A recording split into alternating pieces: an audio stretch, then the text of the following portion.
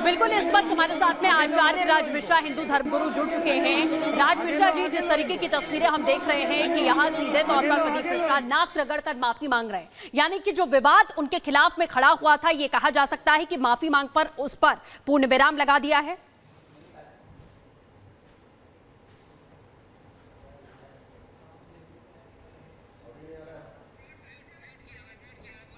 चलिए आप म्यूट हटा दीजिए। राज मिश्रा जी, आपसे निवेदन है कि शायद आपका ऑडियो म्यूट है, उसे हटा दीजिए, उसके बाद हम आपसे फिर से संपर्क करने की कोशिश करेंगे। तो लगातार साधु संतों के भी रिएक्शंस इस पर आ रहे हैं, प्रतिक्रियाएं आ रही हैं, क्योंकि बड़े सवाल संतों की तरफ से खड़े किए गए थे। और इस पर ज्यादा बातचीत कर लेते हैं। राजीव दास भी हमारे साथ जुड़ गए हैं, महंत है, उनसे बातचीत कर लेते हैं।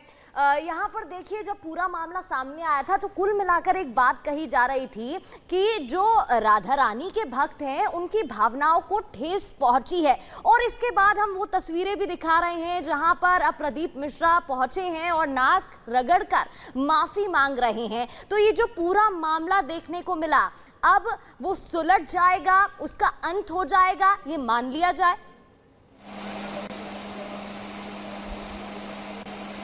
देखिए, बहुत बहुत साधुवाद, बहुत बहुत आभार। देखिए, संतों को इस विषय पे पहले ही वार्ता करके और समाप्त कर देना चाहिए था। जिस प्रकार से मीडिया, सोशल मीडिया पे बात और विवाद चला, ये दुर्भाग्यपूर्ण था। चाहे पक्ष हो चाहे विपक्ष हो, दोनों तरफ से मुझको कष्ट है कि इतने बड़े बड़े पूज्य संत होने के बावजूद भी इस प्रकार से अनर्गल बात को विवाद खड़ा करके और पूरे देश में एक दुष्ट प्रचार करके बवंडल किया गया, ये अच्छी बात नहीं है। लेकिन देर आए दुरुस्त आए, प्रदीप मिश्रा जी ये काम और पहले कर लिए होते तो इस प्रकार से वाद विवाद नहीं होता। बिल्कुल आप ठीक कह रहे हैं, लेकिन महंत ये भी समझना होगा, इस तरह का जो अनर्गल बयान दिया गया है, ये आगे और भी जो साधु संत हैं या कथावाचक है वो ध्यान रखे। वो पहले ये कह रहे थे कि राधा रानी बरसाने की नहीं है, उनके पति का नाम भी अनय घोष है। ये ऐसा बयान दिया गया जिसने करोड़ों लोगों की आस्था को ठेस पहुंचाया, साधु संतों के समाज में नाराजगी को व्यक्त किया। आखिर में उन्हें श्री जी के चरणों में आके नाक रगड़कर माफी मांगनी ही पड़ी। इसके बाद लोगों का गुस्सा ठंडा हो पाएगा? नहीं, देखिए, मैं निवेदन करता हूँ, उन साधु संतों से भी निवेदन करता हूँ जो सनातन के बारे में टिप्पणी करते हैं, उस पर भी इन साधु संतों की आवाज उठनी चाहिए।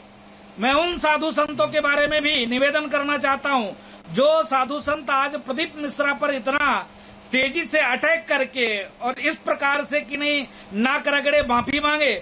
जो सनातन को कोरोना कहता है, डेंगू कहता है, मलेरिया कहता है, टाइफाइड कहता है, जो सनातन को मिटाना चाहता है, जो रामचरितमानस फाड़ता है, जलाता है, प्रतिबंध करने की बात करता है, उस पर भी इन साधु संतों की आवाज उठनी चाहिए। मैं उन साधु संतों से भी कहना चाहता हूँ।